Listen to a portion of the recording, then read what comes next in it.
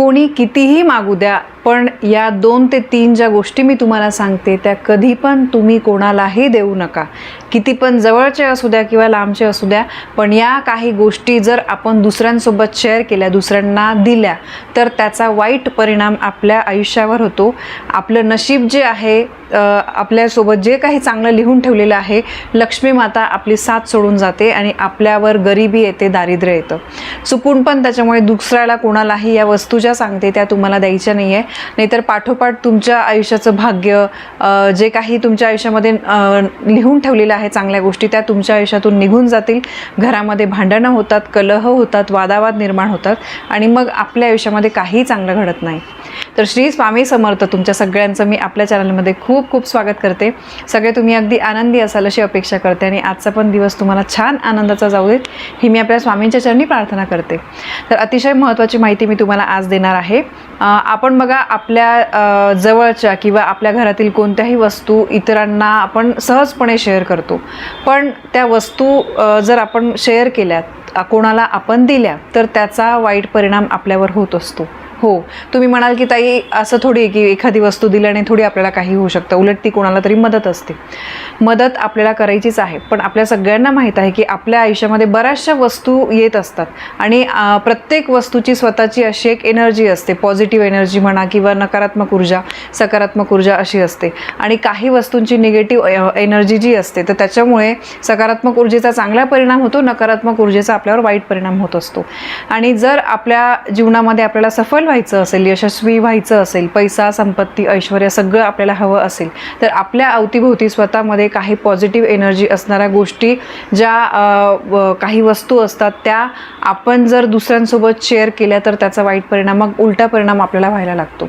तर आपल्या अवतीभोवती सकारात्मक ऊर्जा असणं हे नेहमी गरजेचं आहे, कारण जर नकारात्मक ऊर्जा असेल तर मग आपण किती पण सेवा केली, किती पण भरपूर प्रयत्न केले, तरी पण मग आपल्याला आहे ना काही गोष्टींमध्ये यश मिळत नाही. मग आपणच म्हणतो की मी एवढं कष्ट करते, एवढं सगळं करते, पण माझ्या बाबतीत असं का होतं? तर काही छोट्या छोट्या चुका आपल्याला माहिती नसल्यामुळे, माहितीच्या अभावी आपल्याकडून होऊन जातात. तर बघा, काही गोष्टी मी तुम्हाला सांगणार आहे, काही गोष्टी तुम्हाला कटाक्षाने टाळायच्या आहे. आपल्या जवळच्या काही गोष्टी इतरांना देणं हे टाळलं गेलं पाहिजे. तर त्या कोणकोणत्या वस्तू आहेत ते मी तुम्हाला सांगते. तर सगळ्यात महत्त्वाची वस्तू म्हणजे आपलं घड्याळ. आपल्या आयुष्यामध्ये वेळ ही सर्वात महत्त्वाची आहे. आपण दिवसेंदिवस आपल्या आयुष्याचा एक एक दिवस जो आहे तो कमी होत असतो आणि टाईम इज मनी आपण असं म्हणतो. तर त्याच्यामुळे बघा, या जगात नाही तर संपूर्ण ब्रह्मांडामध्ये सगळ्यात महत्त्वाची गोष्ट आहे की वेळ. तर वेळ दाखवण्याचं काम हे आपल्या हातातलं घड्याळ करत असतं. आणि म्हणूनच तुम्हाला जर कोणी तुमचं घड्याळ मागत असेल तर देऊ नका. कधी कधी काय असा प्रसंग येतात की समजा कोणाचं काहीतरी अर्जन्सी आहे, कोणाच्या घरात काहीतरी शेजारी वगैरे मुलाची परीक्षा आहे वगैरे, आणि मग त्यावेळेस आपण काय करतो, पेपर वगैरे असतो आणि ऐन परीक्षेच्या वेळेस घड्याळ नसतं किंवा काहीतरी प्रॉब्लेम होतो, कुठेतरी हरवून जातं आणि मग ते आपल्या घरी येतात आणि म्हणतात की प्लीज तुमचं घड्याळ वगैरे मिळेल का? आता स्मार्ट वॉच आलेले, बरेचसे आपले जे साधे पूर्वी काट्याचे घड्याळ ते पण आहे, पण कोणत्याही प्रकारचं घड्याळ जे वेळ दर्शवतात तर ते प्लीज कोणाला देऊ नका. कारण काय, हे बघा, आता तुम्ही म्हणाल की ताई मग मदत नाही करायची का? मदत पण केलीच पाहिजे. पण बघा, या काही गोष्टी आहे, मदत कोणती करायची, काय करायची, याला पण एक सीमा असते. पण आपलं घड्याळ जर आपण कोणाला दिलं तर घड्याळ म्हणजे आपलं नशीब असतं, आपलं भाग्य असतं आणि एका प्रकारे ते आपण दुसऱ्याच्या हातात सोपवतोय असा त्याचा अर्थ असतो. आणि घड्याळामध्ये प्रचंड सकारात्मक ऊर्जा असते. आपलं नशीब हे त्या घड्याळावर आपण सोडलेलं असतं. कारण बघा, या क्षणाला मी जिवंत आहे, पुढच्या क्षणाला मी जिवंत असेल का नाही हे मलाही माहीत नाही, तुम्हालाही माहीत नाही. त्याच्यामुळे जो वेळ आहे आपल्या आयुष्यातला तर तो खूप महत्त्वाचा असतो. तर त्याच्यामुळे शक्यतो घड्याळ जे आहे ते देणं टाळलं गेलं पाहिजे. दुसरी गोष्ट म्हणजे उधारी. हे तर मी बऱ्याचदा सांगते, तुम्ही पण कधी कोणाकडून पैसे घेऊ नका आणि कोणाला पैसे देऊ नका. कारण बघा, साध्या साध्या गोष्टी आहेत. बघा, व्यवहार करायचं म्हटलं की उधारी येते, पण ती उधारी जी आहे तर ती कशी असली पाहिजे? समजा तुम्ही कोणासोबत बिझनेस करताय, तुमचं नेहमीचं काहीतरी एकमेकांकडे उधार ठेवणंच आहे, ती गोष्ट वेगळी. पण सारखं सारखं कोणी तुमच्याकडून पैसे मागते की दे ग, मला 1000 रुपये लागत आहे, मला 500 रुपये लागत आहेत, असं उधारी जी आहे ती करू नका. किंवा तुम्ही पण कोणाकडे दरवेळेस 500, 1000, 5000, 10000 असे पैसे मागू नका. कारण बघा, पैसा हा लक्ष्मी असतो आणि आज आपण सगळेजण पैशाच्या लक्ष्मीच्या मागे धावतोय, ती लक्ष्मी कमवण्यासाठी आपण धावतोय, तर त्याच्यामुळे बघा तुमचे कोणाकडे मग पैसे अडकून जातात. आपला स्वतःचा पैसा असतो पण कोणी कोणी नंतर देत नाही. त्याच्यामुळे बघा खूप आपल्याला फ्रस्ट्रेशन येतं की आपला स्वतःचा पैसा असून आपण विश्वासाने दिला होता आणि मग येत नाही. तर त्याच्यामुळे बघा उधारी आणि कर्ज यामध्ये फरक आहे. तुम्ही कर्ज घेतलं बँकेकडून ती गोष्ट वेगळी, तर कारण त्याचे हप्ते आपण सगळं अगदी व्यवहार व्यवस्थित तो करतो, सगळं कागदोपत्री असतं, त्याला उधारी म्हटली जात नाही कर्जाला.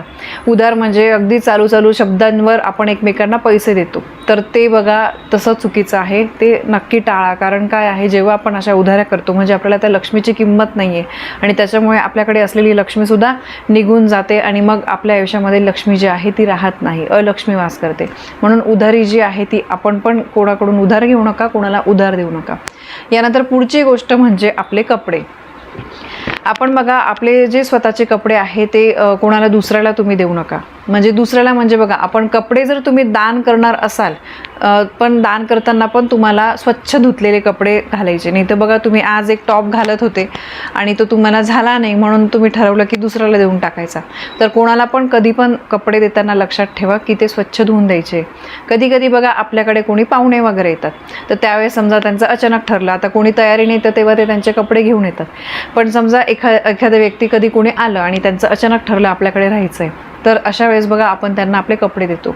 तर कपडे देताना तुम्ही ठीक आहे स्वच्छ धुतलेले वगैरे कपडे द्या, पण शक्यतो असं पाहुण्यांसाठी वगैरे एखादा लेडीजचा ड्रेस किंवा एखादा जेंट्सचा ड्रेस वगैरे हे तुम्ही सेपरेटच ठेवा, की समजा कधी कोणी आपल्याकडे अचानक थांबलं तर त्यांना तुम्ही देण्यासाठी ते कपडे ठेवा. यासोबतच बघा जे पाहुण्यांसाठी झोपण्याचे जे अंथरूण वगैरे असतं, आपलं अंथरूण तुम्ही स्वतःला देऊ नका. आपण जे रोज पांघरायला वापरतो किंवा आपलं जे बेडशीट वगैरे या सगळ्या गोष्टींना पाहुण्यांसाठी तुम्ही एक गोष्ट, एक बेडशीट, त्याच्यानंतर पांघरण्यासाठी 1-2 ब्लँकेट किंवा गोधडी, आपण जे पण काही तुमच्याकडे असेल चादर वगैरे, ते पाहुण्यांसाठी एखादा एक्स्ट्रा कपडे वगैरे हे तुम्ही साईडला काढून ठेवा, की जेणेकरून कोणी जर कधी आलं, कोणाला गरज पडली तर आपण ते कपडे द्यायचे. आपले जे रोजच्या वापरातले कपडे आहेत तर ते कधी पण कोणाला देऊ नका. कारण बघा कपड्यांमध्ये पण सकारात्मक ऊर्जा जी आहे, नकारात्मक ऊर्जा ती साचवते. आणि जेव्हा आपण कोणाचे घालतो कपडे, तुम्ही पण स्वतः कोणाचे घालायचे नाही. तुम्हाला कुठे जायचं आहे तर तुम्ही 2 कपडे सोबत घेऊन जा.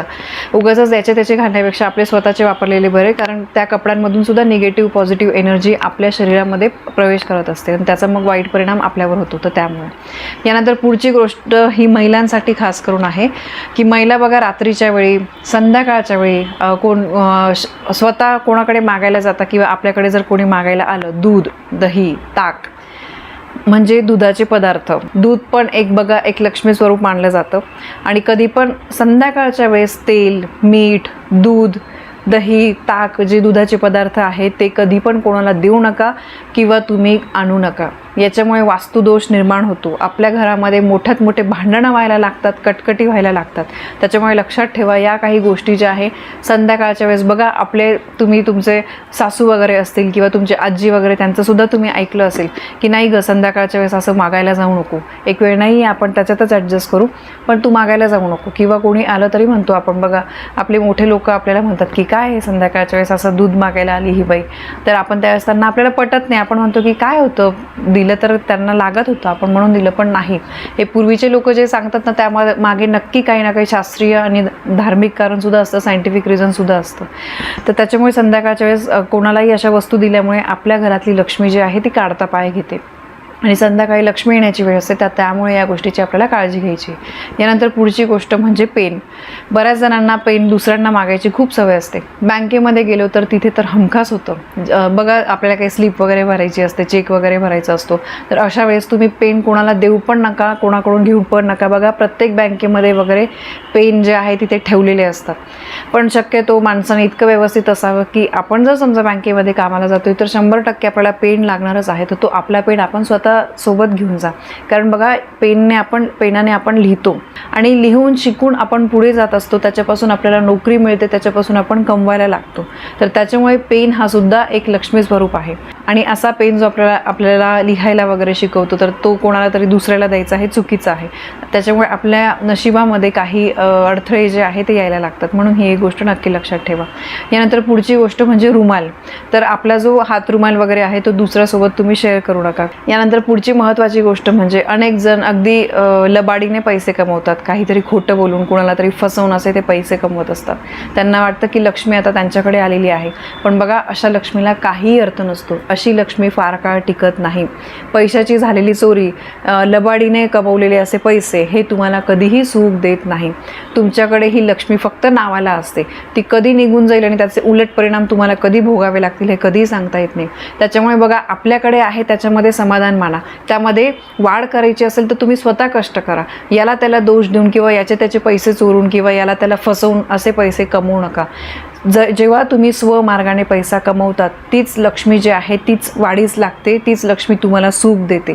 तर त्याच्यामुळे बघा असे जे लबाडी करून वगैरे केलेले पैसे आहे, कमवलेले पैसे, त्याला काही अर्थ नाही आहे. त्याचा तुम्हाला कधी ना कधी याच जन्मामध्ये तुम्हाला त्याचे वाईट फळ जे आहे, वाईट भोग जे आहे ते तुम्हाला भोगावे लागतात. कारण कोणीतरी ती कष्टाने कमवलेली असते आणि त्याला फसवून तुम्ही ती घेतात आणि तुम्ही मोठं होण्याचं बघतात. तर हे विचार अतिशय चुकीचे आहे. त्याच्यामुळे नक्की लक्षात ठेवा. यानंतर पुढची गोष्ट सुद्धा महिलांशी संबंधित आहे. कधी पण महिलांनी त्यांच्या पायातले जोडवे, जे सौभाग्याचे दागिने म्हणतो आपण, पायातले जोडवे, मंगळसूत्र, सिंदूर, आपल्या बांगड्या, हे जे आहे हे कोणालाही कधीही द्यायचे नाही. कारण हे सौभाग्याचं लेणं असतं. बघा एखादी मुलगी आहे आणि एखादी महिला आहे, एखादी लग्न झालेली स्त्री आहे आणि एक न लग्न झालेली मुलगी आहे. तर त्याच्यातला फरक आपण कसा ओळखतो? त्या बाईने मंगळसूत्र घातलं असेल, जोडवे घातले असतील, सिंदूर टिकली वगैरे लावली असेल तर आपण म्हणतो की हिचं लग्न झालेलं आहे, हिचं नाही झालेलं आहे, जिने नसता घातलेले. तर त्याच्यामुळे मंगळसूत्र या सगळ्या गोष्टी ज्या आहेत त्या आपल्या नवऱ्याशी संबंधित असतात, आपल्या सौभाग्याशी त्या संबंधित असतात. आणि ते आपण कोणाला तरी दिलं म्हणजे आपल्या असं केल्यामुळे तुमच्या आणि तुमच्या पतीमधलं प्रेम जे आहे ते कमी होतं, तुमच्यामध्ये दुरावा निर्माण व्हायला लागतो. बऱ्याचशा घटना अशा घडतात की काही काही घटस्फोटापर्यंत जातात. तर त्याच्यामुळे पती पत्नीमध्ये सौख्य राहत नाही, प्रेम राहत नाही, सतत वादावाद, छोट्या छोट्या गोष्टींवरून वादावाद निर्माण होते. तर त्याच्यामुळे ही एक गोष्ट तुम्ही नक्की लक्षात ठेवा. याच्यानंतर बघा दुसरी गोष्ट म्हणजे आपल्या घरातला जो झाडू असतो तो कधी पण कोणाला देऊ नका. कधी कोणी हे बघा आपण अपार्टमेंटमध्ये वगैरे राहतो, अगदी भिंतीला भिंती चिटकून सगळेजण राहत असतात. तर त्याच्यामुळे कधी कोणी काहीही मागू शकतं, पण काय द्यायचं काय नाही, कितपत मदत करायची कितपत नाही हे आपण थोडं विचार करून केलं पाहिजे. झाडू लक्ष्मी स्वरूप असतो, लक्ष्मीपूजनला आपण झाडूची पूजा करतो. त्याच्यामुळे कधी पण आपला झाडू दुसऱ्याला द्यायचा नाही आहे. बघा झाडू दान करणं वेगळं, मंदिरामध्ये झाडू दान करणं हे अतिशय खूप प्रभावी मानलं जातं, त्याचा खूप फायदे आहेत. पण जेव्हा तुम्ही मंदिरामध्ये पण दान करता तो नवीन झाडू घेऊन तुम्ही दान करा आणि दान करताना तुम्हाला गुप्त दान करायचं आहे. म्हणजे तो झाडू तुम्ही तिथे ठेवलेला आहे हे त्या तिथे कोणाला कळतं पण कोणाला म्हणजे कळणार पण नाही की अरे हा झाडू कोण ठेवून गेलं. तर असं जर तुम्ही गुप्तदान केलं झाडूचं मंदिरामध्ये किंवा इतर ठिकाणी तर त्याचं तुम्हाला शुभफळ मिळतं. तर अशा या काही गोष्टी आहे या डायरेक्ट लक्ष्मीशी संबंधित असतात. तर त्याच्यामुळे तुम्हाला या गोष्टींचा विचार करायचा आहे. कधी पण कोणाला काही देताना तुम्ही एकदा थोडा विचार करा आणि त्याच्यानंतर तुम्ही या गोष्टी द्या. तर आता अशा प्रकारे तुम्हाला समजलं असेल. आणि हो अजून महत्त्वाची गोष्ट मध्ये कधी पण धारदार वस्तू ज्या आहे म्हणजे टोकदार वस्तू, सुई, त्याच्यानंतर चाकू, सुरी, कैची अशा ज्या वस्तू आहेत त्या धारदार वस्तू कधी पण कोणाला देऊ नका किंवा कोणाकडून मागू नका. यामुळे नात्यामध्ये कटुता निर्माण होते आणि आपल्या आयुष्यामध्ये प्रॉब्लेम सुरू होतात. तर ह्या काही गोष्टी आहे ह्या तुम्हाला लक्षात ठेवायच्या आहे. आता तुम्हाला समजलंच असेल की आपण कोणत्या प्रकारच्या वस्तू कोणासोबत कोणाला दिल्या पाहिजे किंवा कोणाकडून मागितल्या पाहिजे. तर या वस्तू आपण खरंच कोणाला दिल्यामुळे किंवा कोणाकडून घेतल्यामुळे त्याचा चांगला वाईट परिणाम आपल्या आयुष्यावर होत असतो. म्हणून तुम्ही कधी पण मागताना बघा हे छोट्या छोट्या गोष्टी असतात. आपल्याला वाटतं की हे एवढं केलं तर असं थोडी होणार आहे, पण नाही, याचा कुठे ना कुठे परिणाम ज्या लोकांना काहींना बऱ्याच लोकांना अनुभवसुद्धा आलेले असतात. तर त्याच्यामुळे आपल्या आयुष्यामध्ये प्रत्येक गोष्टीचा प्रत्येक वस्तूचा आपल्या जीवनावर काही ना काही वाईट चांगला परिणाम होत असतो. म्हणून आपण वागताना काळजी घेऊनच वागलं पाहिजे. तर ही एक अतिशय महत्त्वाची माहिती मला तुमच्यापर्यंत पोहोचवायची होती. माहिती आवडली असेल तर व्हिडिओला लाईक करा, शेअर करा, कमेंट करा. पुन्हा भेटूया अशा एका नवीन माहितीसोबत. तोपर्यंत श्री स्वामी समर्थ.